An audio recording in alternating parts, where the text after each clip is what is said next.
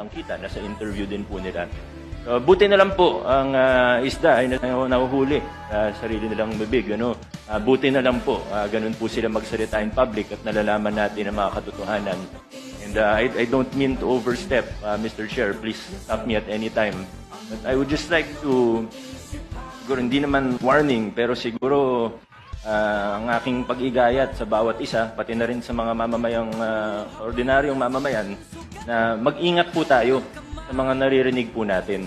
Alam naman po ng lahat ng tao sa kwarto na ito na may guilty na senador, may guilty na congressman, may guilty na DPWH officials, may guilty na contractor, maaaring sa iba pang ahensya ng pamahalaan.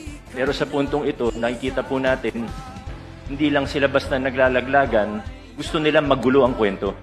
Gusto nila lituhin tayo.